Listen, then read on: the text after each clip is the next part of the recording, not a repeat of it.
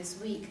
On this week's program, we focus on the fact that David Granger and the Partnership for National Unity are disappointed in some of the recent statements made by Head of State Mr. Donald Ramotar during the PPPC's Congress. Welcome, Mr. Granger. Thank you very much, Mike. First of all, Mr. Granger, we know that you continue to champion shared governance and national unity, and the only way that those can be achieved is if a Partnership for National Unity, the Alliance for Change, and the PPPC work together. Do you see recent statements that I know APNU spoke out against by Mr. Donald Ramotar? Do you see those as a problem, or I should ask you, what does it really mean for your aim of shared governance?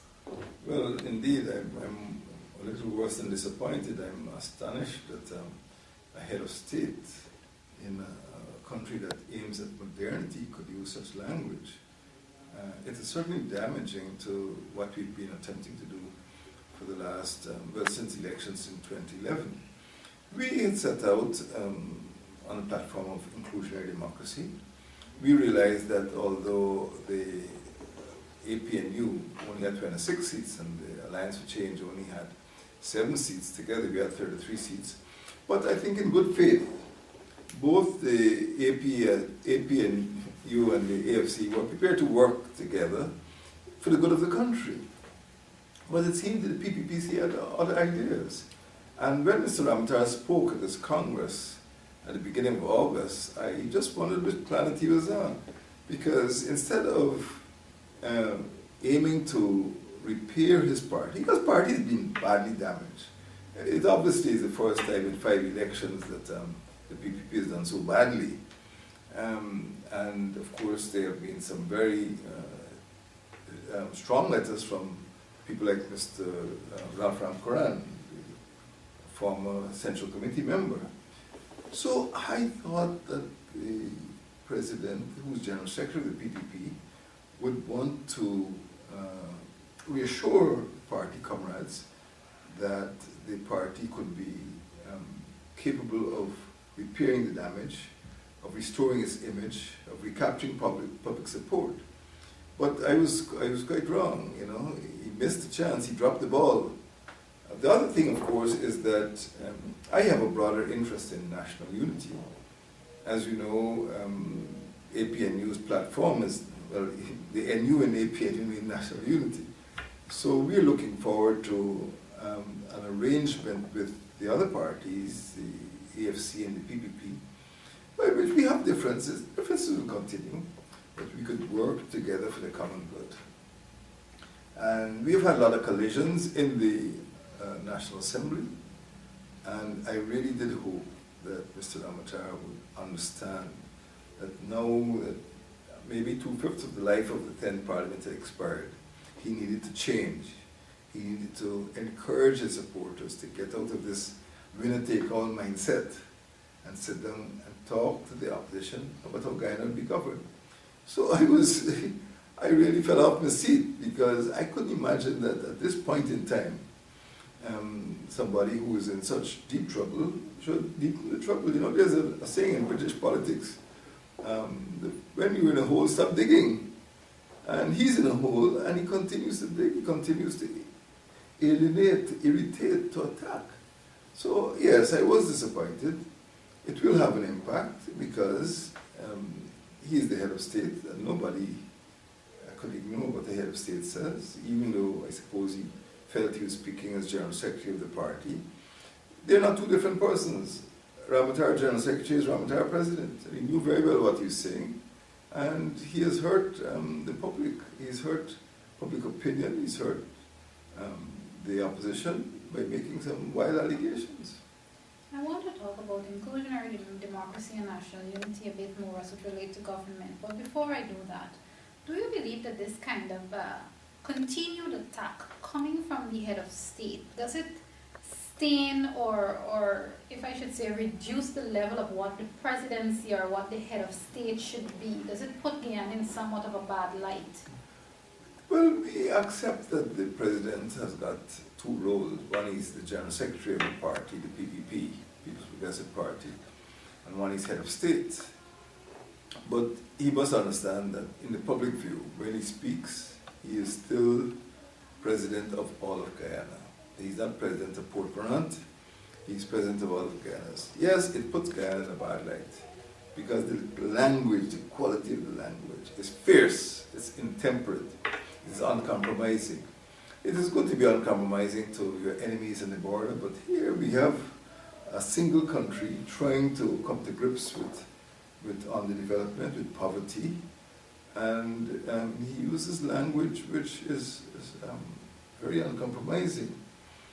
It's good in a political leader to be firm, but in this case, he is not only firm, he's fierce, and I think damage has been done.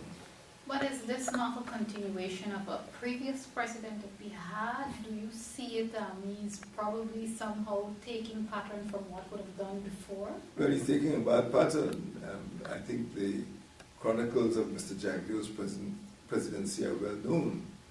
And he's attacked me personally. He has launched a lot of personal attacks. He has never failed to, get down in the gutter and attack persons at the what is called the ad hominem level. And we had hoped that Mr. Ramotar would be cut from a different cloth.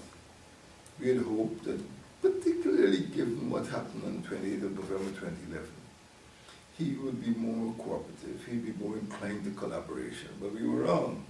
Those who thought he was a different person were wrong, because he's really, when you listen to what he said with Babu John in March, about Moses Nagamutu, he called the vice chairman of the AFC a jackass.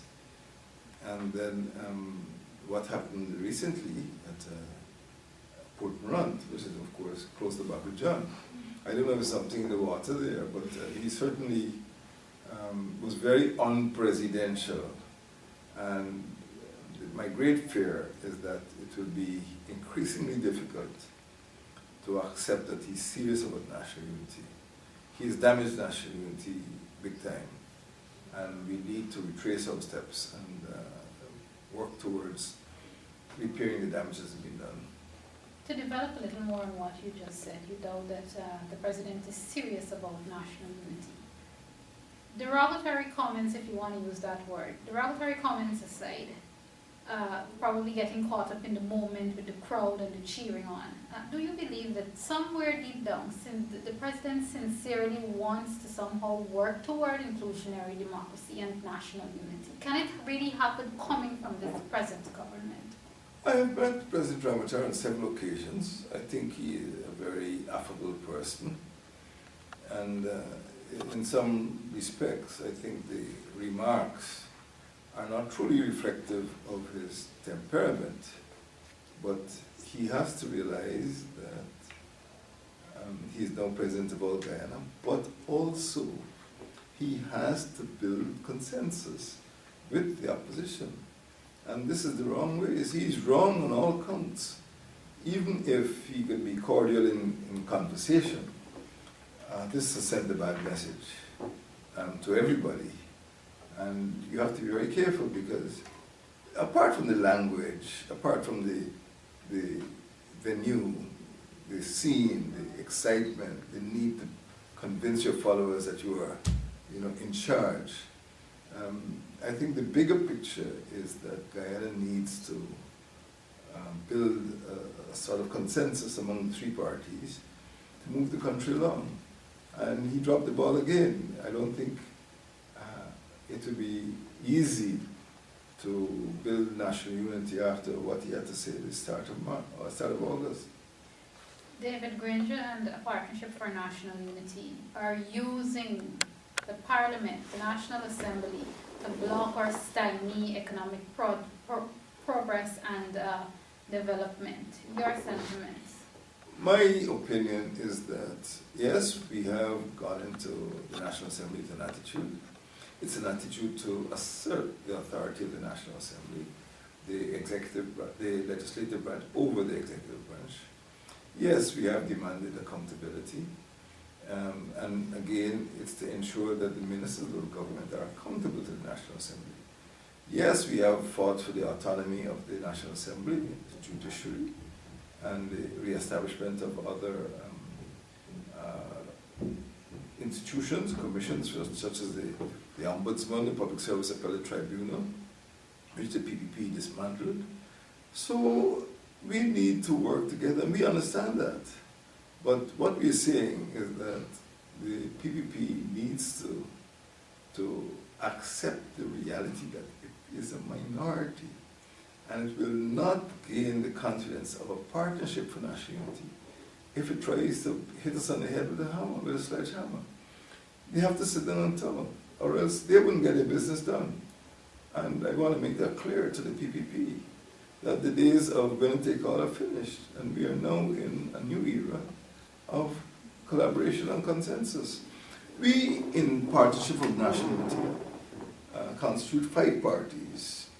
We have the Guyana Action Party, the Justice for All Party, the National Front Alliance, Working People's Alliance, and of course, People's National Congress Reform. These represent different points of view. They're not one party with 5 splinters. They're 5 different parties. We are building national unity. And what we're saying is that the only way this country can move forward is if the administration continues the work that Biennial started and tries to build national unity. Reach out to the indigenous people, reach out to the rural communities, reach out to poor people, reach out to the non-governmental organizations, reach out to civil society. This is what we see in APNU, and what Mr. Ramotar did is damaging. It is going to hurt us big time. Would you go as far as to ask for an apology from him? And in the same vein, I should also ask you whether, depending on your response to whether that apology comes or not, are you at all worried about your relations with the PPP, that it may slow down further than it's now? Well, in answer to your first question, no, I'm not going to ask for an apology. What you see is what you get, and I think that is the standard PPP performance.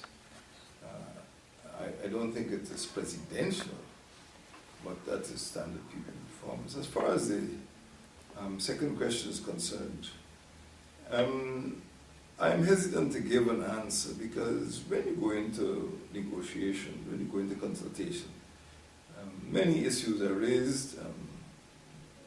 We continue to search for consensus, and I do believe that what happened or what is said is reflective of the mindset of the PPP.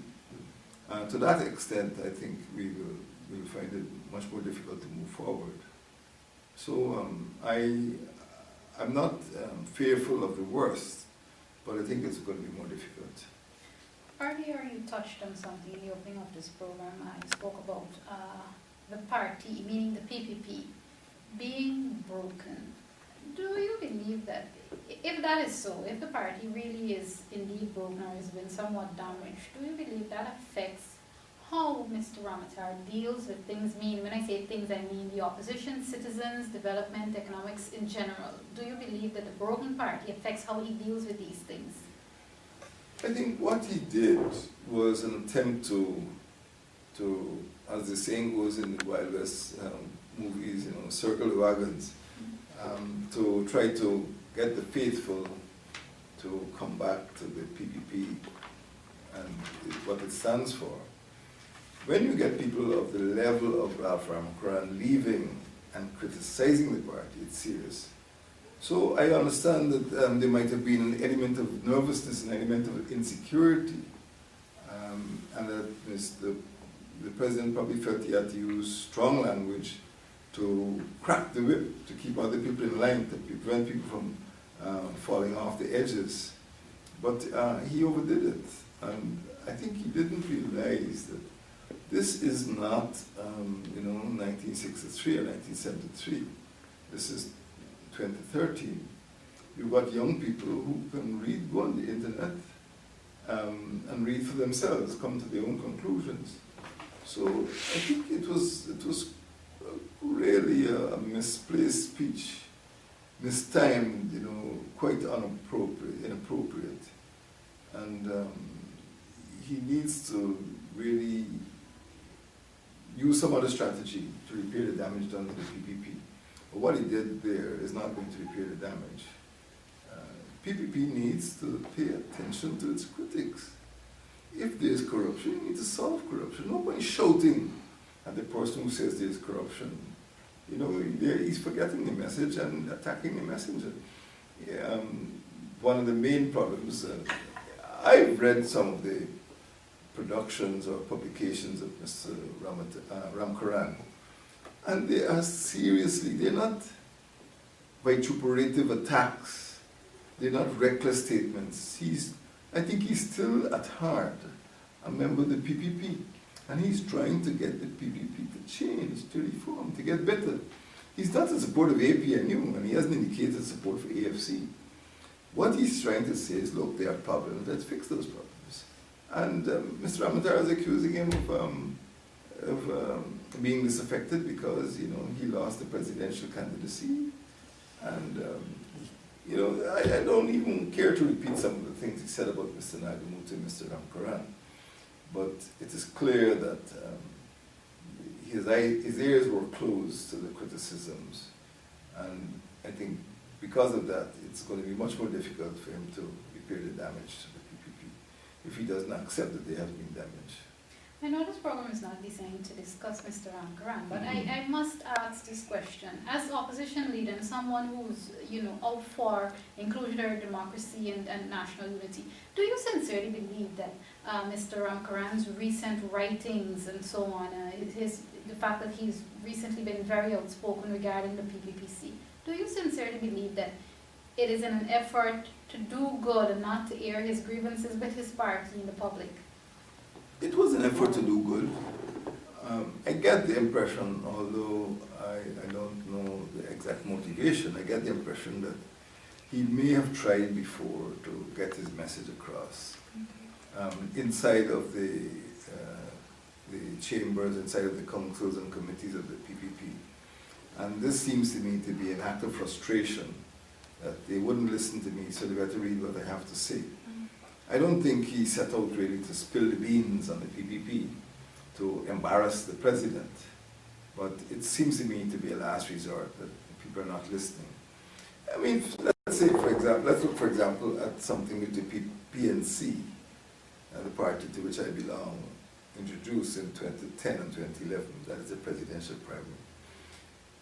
Mr. Ramotar, you know, Mr. Alquran and other people were rivals, were participants in what they call the presidential process. And you can see how it has turned out. In the PNC, we had a presidential process. Mr. Carl Granger competed, Mr. Basil Williams competed, and both of them are shadow ministers. You know, we realized that a political process had been gone through, and at the end of that process, we were mature enough to accept the results and return to business. Now, all of us are working for the good of the PNC and the people who supported us. Now, in the PPP, they did not have a similar process. I don't know what the process was, but it seems that they eventually showed up in one room and probably made presentations. I don't know. I don't want to comment on the process. But there was some dissatisfaction with the process. It wasn't an open process. I am quite confident that the members of the PNC in my situation had the opportunity to express their point of view. I don't believe that the people in the PPP can say the same. Anyhow, let us put all of that behind. The question is whether Mr. Alquran's comments are valid or not. If they're valid, listen and put them into effect. If not, they're not valid, just point out where they're not valid. But don't use your Congress to make personal attacks on somebody who is not there to defend himself. That is the other problem. Mr. Alquran was not there. And if, in all fairness to him, if the president was inclined to use certain language, he should be there to defend himself. I mean, these are not persons who were passing through the party. People have served for 50 years, longer than you've been born. And, you know, there needed to be some statesmanship on the part of the president. And I think people were astonished at the lack of statesmanship. Not just what he had to say, but how he chose to say it. I know you can't speak for the Alliance for Change, but of course, I know you continue to meet with the Alliance for Change because, of course, with Alliance for Change, APNU, and with Alliance for Change, the opposition has the majority in Parliament. But if you can say, I mean, with your discussions, how do you believe, if you haven't been told, how has the President's continued statements affect Alliance for Change, and if it's affect your relationship with the Alliance for Change at all? Well, you're quite right. I can't speak for the Alliance for Change. I am not worried about my relation with the Alliance for Change. We were never allies. We cooperate on some matters, and we will continue to speak to each other and cooperate on some matters. The Alliance for Change, as happened on the night of 7th of August, voted differently to the APNU. So that will continue. I hope that there are more areas of convergence and cooperation than there are areas of divergence. So I'm not worried about that. As far as the PPP is concerned, we only have 26 seats. The APNU only has 26. The PPP has 32 seats. What happened on the 7th of August is that the APNU was outvoted by the combined strength of the PPPC and the AFC. It can happen again, but we will continue to maintain cordial relations. As far as the PPP is concerned, I don't know if they're trying to drive a wedge, but there's no need to drive a wedge because we don't have an alliance with the AFC, and we will continue to work in the best interest of our people, the Guyanese people, whatever the cost. We're not going to drown our principles in a sea of compromise. We want to meet them halfway, but at the same time, we are not going to surrender our principles.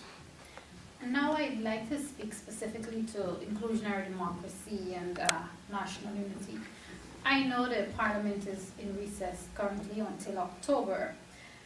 The last time, one of the last great consultations and meetings that we heard where opposition was meeting with government would have been regarding the next budget, which is due in 2014.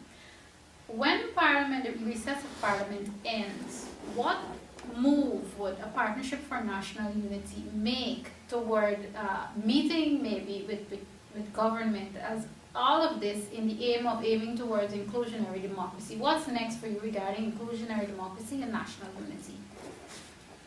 Well, the ball is in the court of the President and the PPP. There are certain matters before the National Assembly. We intend to proceed with those matters. For example, the money laundering bill. We were able to pass the local government bills, and any other matters that come before us, we are going to vote in accordance with our principles and what we perceive to be the best interests of the country. So when the recess ends, we are going to resume. We're more determined than ever before that we are not going to compromise our principles on any issue. And I think the people are confident in what we've done so far. We received several expressions of congratulation, and I think it will continue in that vein. We are not bent on damaging the economy. And for example, at the debate in the Minor Falls hydropower project, we have been accused of not wanting hydro. We want hydropower. We want cheaper. We want abundant energy. But up to the present time, no project document has been laid before the national. There's no bill for the Amelia Falls hydropower. There is a bill concerning the offset area. There's a bill concerning money laundering, a motion concerning money laundering. But we have not seen the bill. When we see the bill, we are going to vote in accordance with our conscience, and we're going to give the people of Guyana a good bill, a good act that they would be happy with. We are not going to be bulldozed and bamboozled.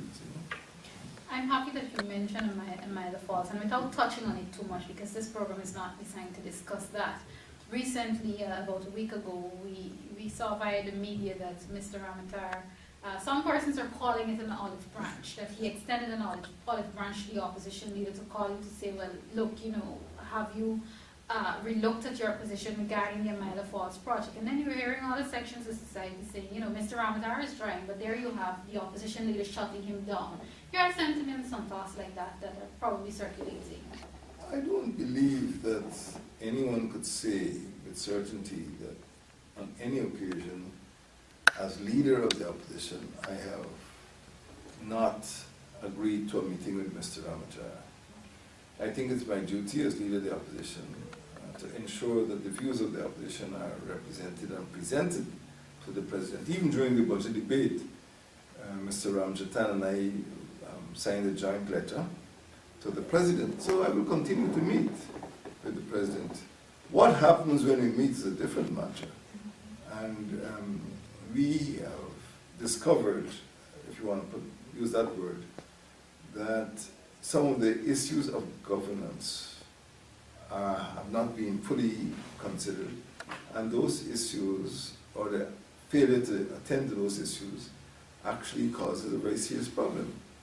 And we have put those issues on the table. I mean, it's no secret that the President, even before seeing a single opposition bill, said he wouldn't assent to the bills unless it had the agreement of the PPP. Well, we're now looking to see what action he will take on the local government bills, which had the support of the PPP. He has 21 days to sign them into law. So we are looking, but it is my view that dialogue should continue. I think when dialogue ceases, you enter in a very dangerous situation, and people can do unpredictable things. I don't want that to happen in Guyana. I want to keep the dialogue open, but I want to assure supporters of APNU that although there is dialogue, there is no defeat, there is no abandonment of the principles that we abide by. In the final moments of this broadcast, sir, and at the risk of having you repeat some of what you would have said previously, what does Head of State Donald Ramotar need to do to somewhat try to heal the wounds that he would have created during the Port Moran statements in order for the opposition to help to promote inclusionary democracy and national unity? Well, I'm glad you use those two expressions, inclusionary democracy and national unity. As I said at the start of the program, it was a golden opportunity for the President to instruct his supporters that 28th of November 2011 has introduced a new dispensation. We are not in the winner-take-all mode. I mean, that is what President Jagan said at the start of the 92 elections. Of course, he didn't ever implement it.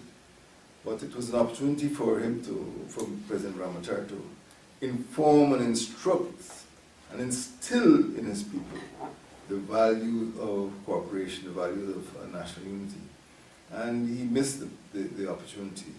So I would say that he needs to take a step backwards, see where he's gone wrong, and then move forward. This country can only progress if the various parties meet and speak with each other to solve the problems. I do not pretend that, that the PPP is a minor party which we can brush aside. It's a major party, and I respect the strength. But the PPP must also respect the strength of a partnership for national unity. And it is on a basis of mutual respect among the parties in the National Assembly that we're going to move forward. If Mr. Ramotar thinks he can brush us aside and go to Port Moran and just attack and insult us, well, he's got another thought coming. He's going to be in for a big surprise because we are not budging. Thank you very much, sir. Leader of the People's National Congress Reform and Leader of the Opposition, Brigadier the Honorable David Granger. This has been another edition of The Public Interest. I am Malika Ramsey. Thanks for watching.